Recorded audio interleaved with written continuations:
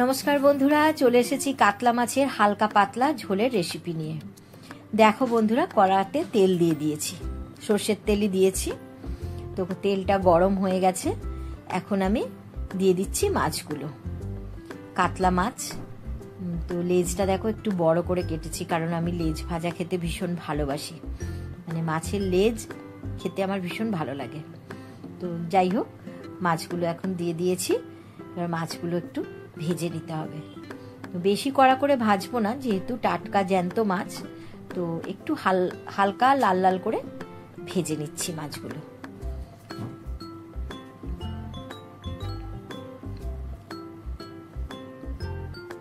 দেখো ভাজা হয়ে গেছে মাছগুলো। এবার আমি একটা জায়গায় তুলে নিচ্ছি। এবার আমি দিয়ে দিলাম গোটা জিরে। তো এরপরে দিচ্ছি কাঁচকলা। কাঁচকলাটা ভাজা করতে হবে। তো যাই হোক, কাঁচকলাটা দিয়ে দিলাম। এর মধ্যে একটু নুন দিয়ে দিলাম, যাতে কাঁচকলাটা ভাজা হয়ে যায় একটু, আর সিদ্ধ হয়ে যাবে তাড়াতাড়ি। ভাজা হয়ে গেছে, এবার আমি তুলে নিলাম। এরপরে আমি দেব সমস্ত সবজি। সবজির মধ্যে আছে আলু আছে, গাজর আছে, বিনস, একটু কচু দিয়েছি, দিয়ে একটু নুন দিয়ে দিলাম, দিয়ে একটু ভাজা ভাজা করছি। তো এটাকে বলে জিরে বাটার ঝোল। আসলে শুধু জিরে বাটা তো থাকে না, এর মধ্যে আরো কয়েকটা মশলা থাকে, সেটা আমি তোমাদের বলছি আমি কিভাবে বানাই। তো ঝোলের মধ্যে একটু টমেটো বাটা দিয়ে দিলাম। একটু টমেটো দিলে বেশ ভালো লাগে, একটু টকটক হয়, খেতে ভীষণ ভালো লাগে, আমার ভালো লাগে আর কি, সেই জন্য আমি টমেটো বাটাটা দিলাম।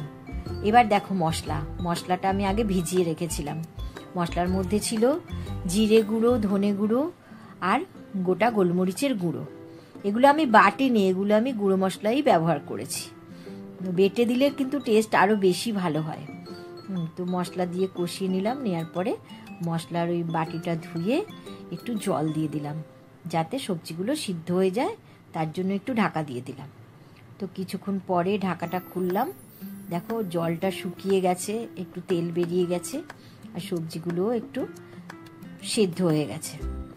একটু ভালো করে মিশিয়ে নিচ্ছি। নেওয়ার পরে আরও একটু জল দিয়ে দিচ্ছি।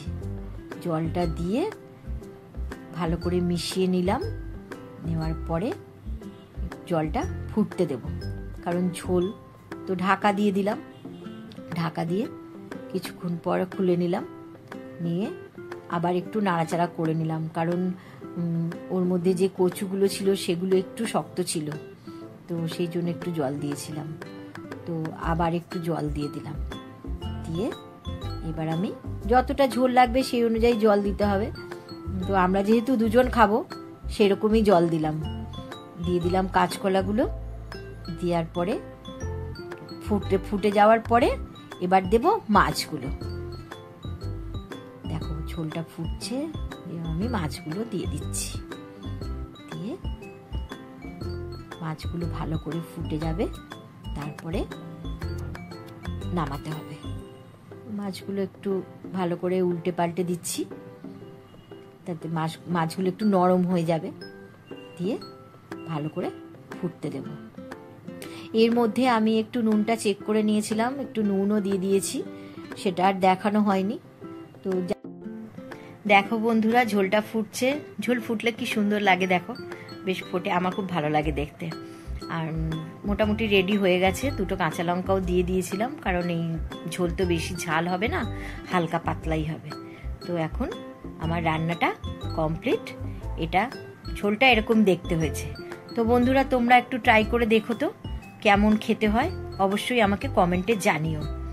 এটা কিন্তু ঘটি বাড়ির জিরে বাটার ঝোল।